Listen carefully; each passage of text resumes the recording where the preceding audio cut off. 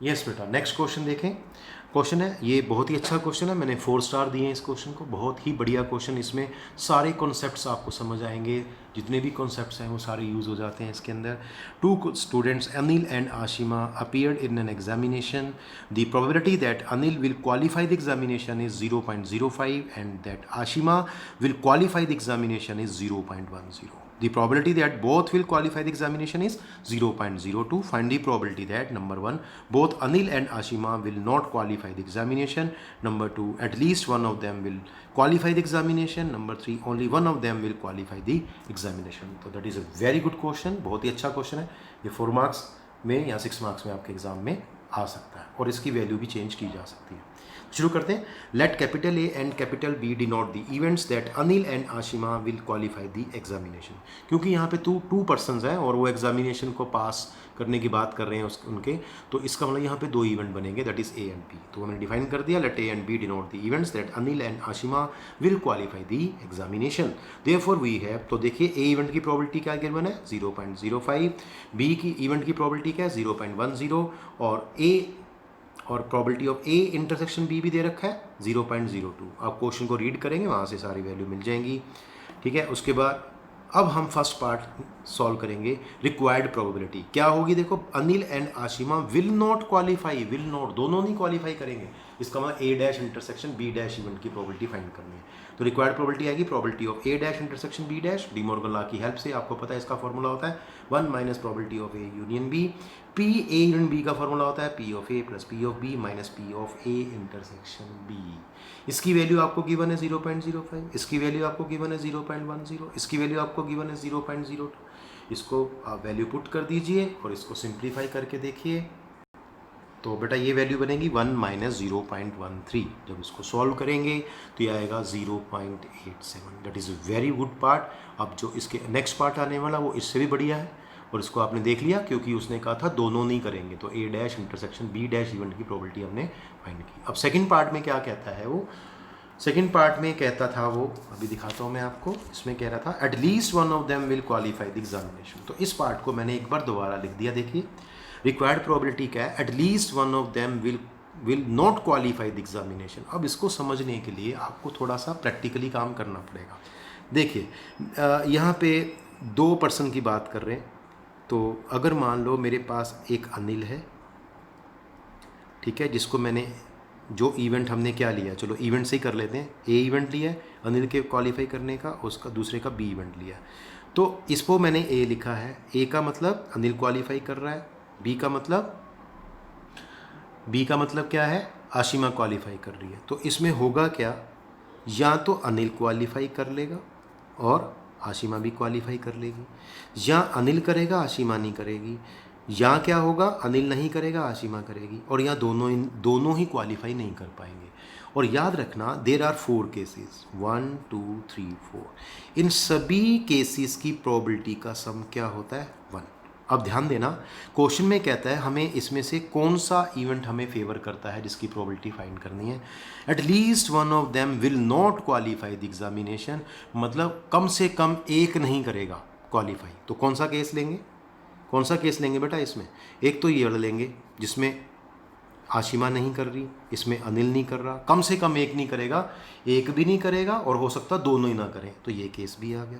इसका मतलब हमें इन तीनों केस की एक साथ प्रोबेबिलिटी निकालनी है, इनका सम करना होगा इन इवेंट्स की प्रोबेबिलिटी का, है ना। तो इसका अब टोटल प्रोबेबिलिटी 1 है, तो अगर मैं 1 प्रोबेबिलिटी में से ये वाला केस माइनस कर दूं, इसका क्या मतलब है, both will qualify the examination. तो वही मैंने यहाँ करना है, 1 minus probability of both will qualify the examination. क्यों, इन तीनों केस की प्रोबेबिलिटी निकालने में टाइम लगेगा, आंसर वही आना है। तो बजाय 3 इवेंट की प्रोबेबिलिटी निकालने के हम एक ही इवेंट को माइनस कर देते हैं 1 में से, क्योंकि इन सभी इवेंट्स की प्रोबेबिलिटी का सम 1 बनेगा।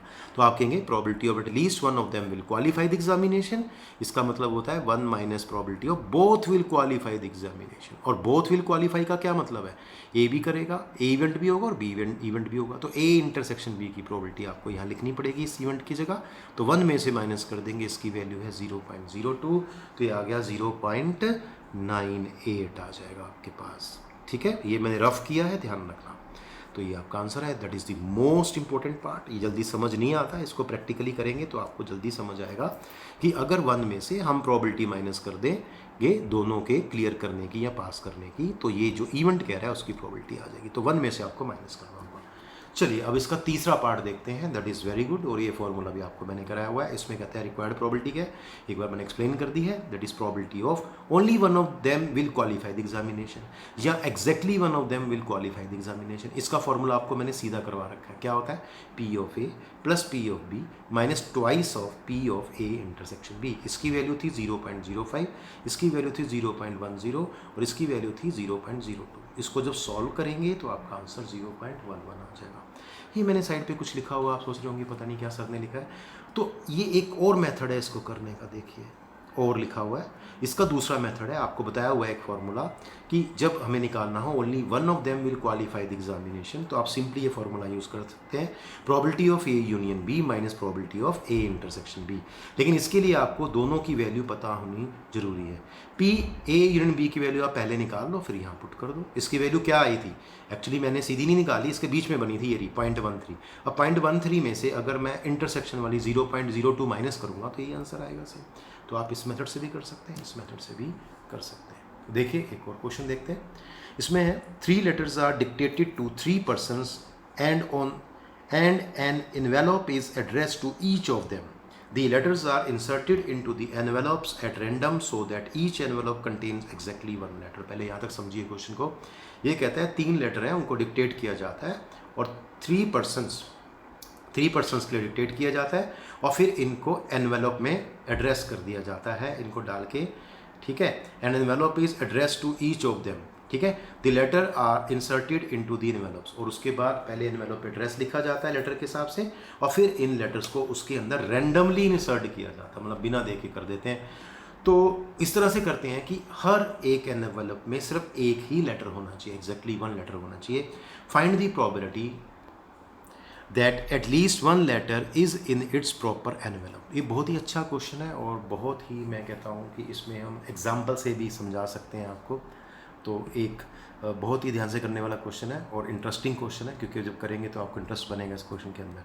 तो क्वेश्चन समझ आ गया। तो आपको प्रोबेबिलिटी निकालनी है कि अगर उसको रैंडमली प्लेस कर देंगे लेटर्स को एनवेलप्स के अंदर, तो बताइए क्या प्रोबेबिलिटी होगी कि एटलीस्ट 1 लेटर, कम से कम एक लेटर जो होगा वो इसके प्रॉपर एनवेलप में होगा। तो चलिए पहले शुरू करते हैं। Let us be the samples पे। सबसे पहले देखेंगे कितनी तरह से हम लेटर्स को एनवेलप्स में प्लेस कर सकते हैं, अरेंज कर सकते हैं। तो आपने कहा देयरफॉर एनएस क्या है, total number of ways in which 3 letters can be inserted in 3 envelopes, ठीक है। तो ये आएगा NS 3 फैक्टोरियल। क्यों, आपको पता है कि आगे पीछे कहीं भी लेटर जा सकते हैं, अभी दिखाऊंगा मैं कैसे। तो there are 3 factorial ways, that is 6 ways. तो 6 वेज से हम लेटर्स को आगे पीछे अरेंज कर सकते हैं एनवेलप्स के अंदर। अब हम इवेंट सपोज करेंगे। Let A denote the event that at least 1 letter is in its proper envelope. जिसकी प्रोबेबिलिटी निकालनी है, एक क्वेश्चन में दिया है, इसको हम ए इवेंट सपोज कर लेंगे।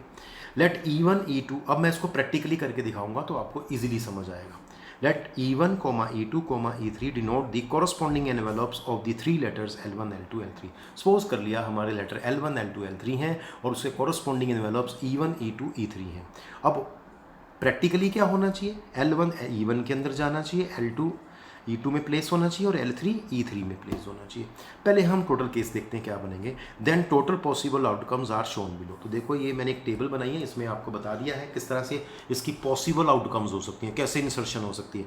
तो आपने कहा एनवेलप लिख लिया E1, E2, E3। अब इसमें प्लेसमेंट कैसे होगी, जैसे E1, E2, E3 है तो यहाँ आएगा 1, 2, 3 लेटर, यहाँ आएगा 2, 3, 1, फिर आएगा 3, 1, 2 लेटर, फिर आएगा L2, L1, L3, L3, L2, L1 और L1, L3, L2। तो ये 6 केस आपके बनेंगे। देखिए डिफरेंट है सारे केसेस।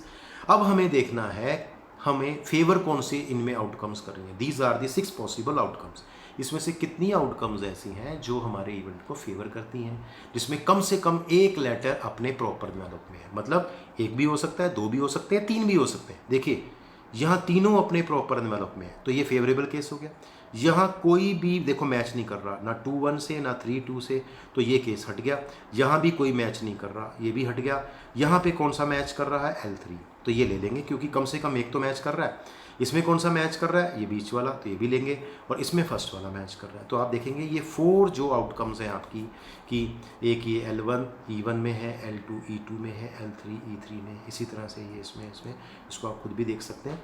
तो these are the 4 favourable outcomes. तो आप लिखेंगे देयरफॉर N ऑफ A 4 हो जाएगा, मतलब जो आपको A को फेवर करती है आउटकम्स 4 हो जाएंगी। तो रिक्वायर्ड प्रोबेबिलिटी क्या निकालना है, P ऑफ A, तो ये क्या होता है NA/NS, तो ये बेटा 4 आ गई, और इसको 6 से हम डिवाइड कर देंगे NS की वैल्यू से, तो ये 2/3 आंसर हो जाएगा। अब ये क्वेश्चन आपके एग्जाम में ऐसे भी आ सकता है, एटलीस्ट की जगह कर देगा no letter is in its proper envelope, कोई भी लेटर अपने प्रॉपर एनवेलप में नहीं है। तो इसको 2 तरह से कर सकते हैं, आप इसको हटा दीजिए और फिर आप इधर बना लीजिए। कैसे, इधर बना के दिखा सकते हैं। देखो ये जो आपके 2 केसेस है, ये वाला और ये, इसमें कोई भी मैच नहीं कर रहा। देखो यहाँ पे 2, यहाँ 1 3 2 और 1 3, और यहाँ 3 1 1 2, और तो दीज आर 2 फेवरेबल केसेस। तो इस केस में आपका आंसर क्या हो जाएगा, 2/6 1/3।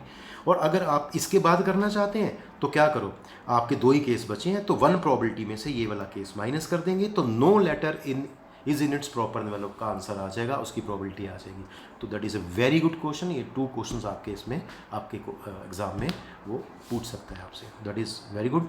तो आज आपने बहुत इंपॉर्टेंट क्वेश्चंस किए।